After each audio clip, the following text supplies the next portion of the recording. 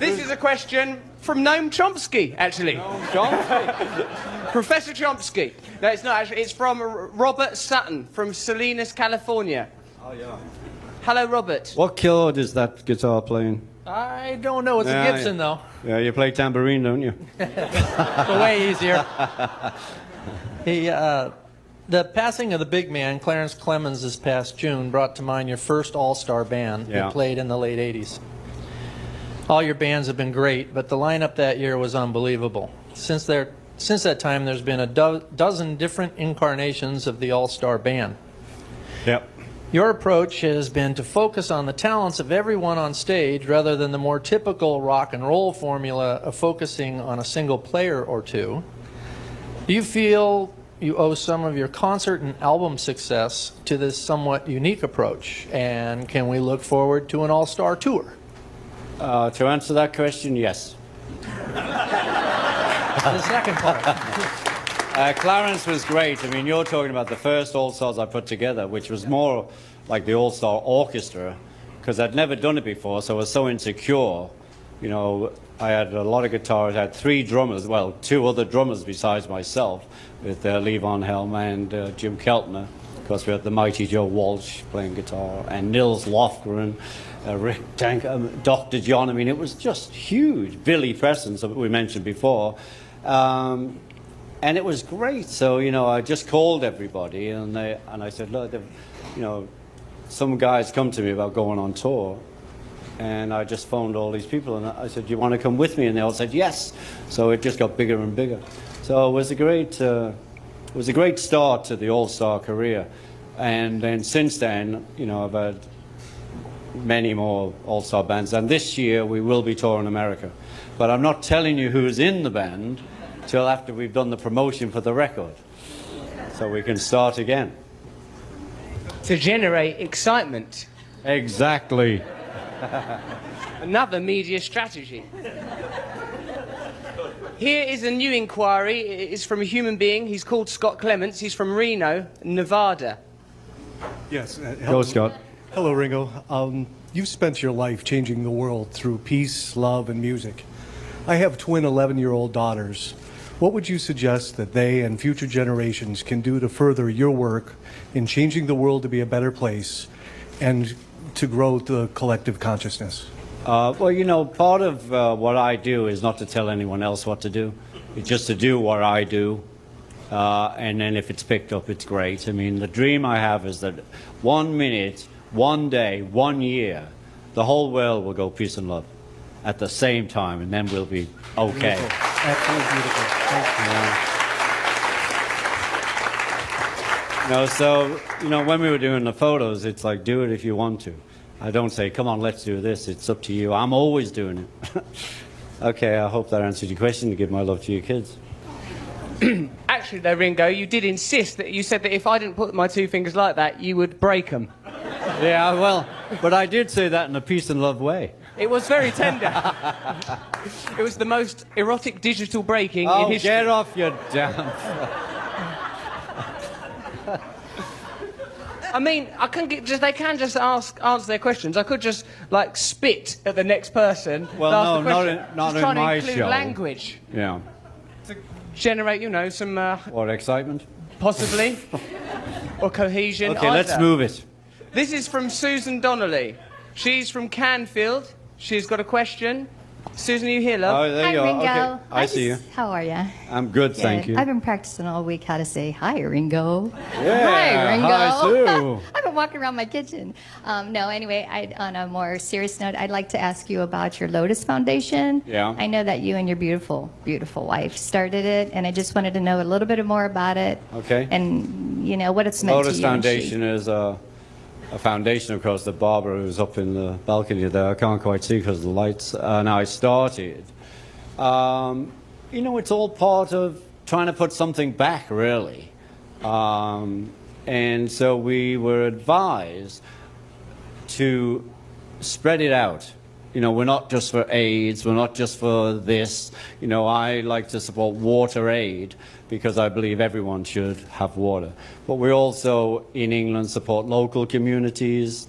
We've dealt with the Red Cross, you know, Haiti. And so it depends on the day. We sit round, we have a board meeting, and, you know, we decide where we're going to support.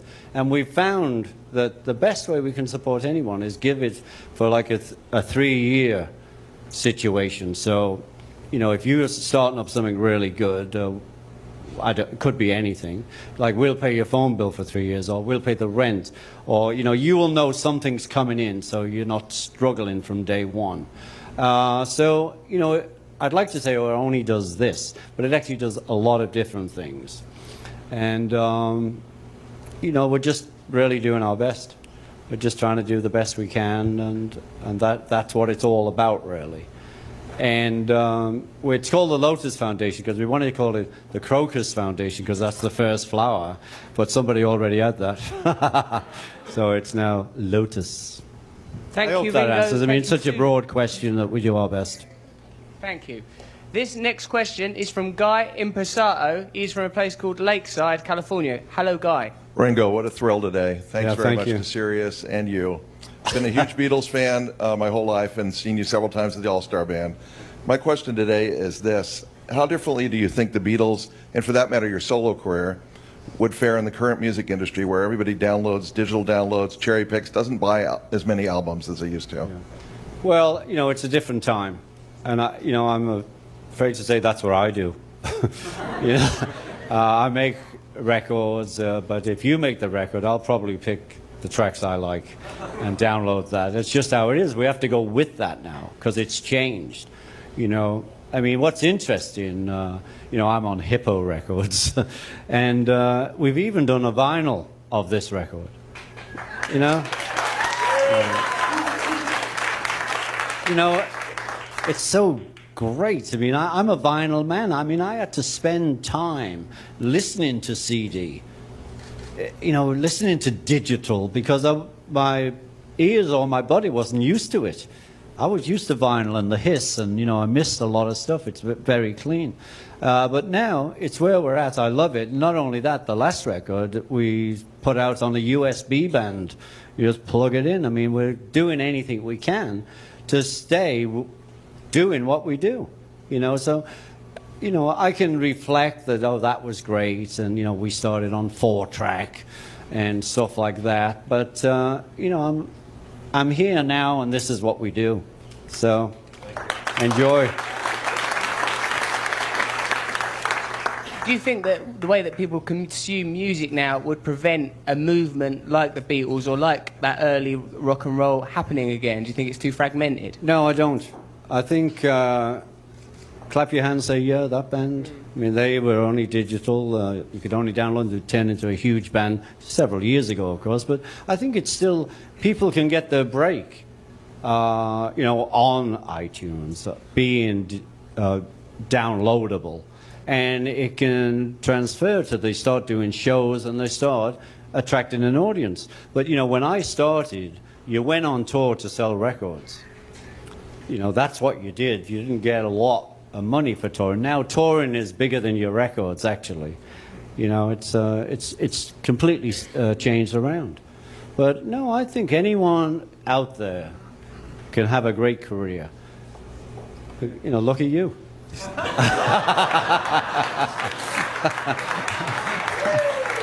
Yes, I'm having a wonderful time. Oh, look out. Especially this. It's meditation time.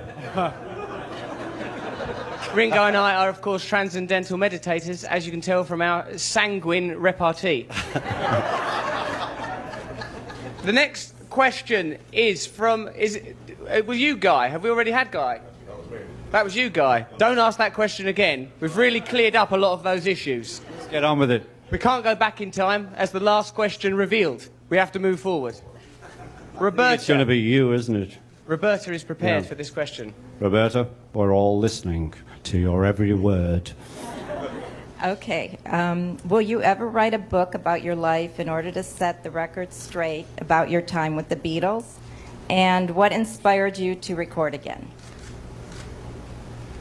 Well, the second part's very hard because I've always recorded, but I'm not interested in really writing a book.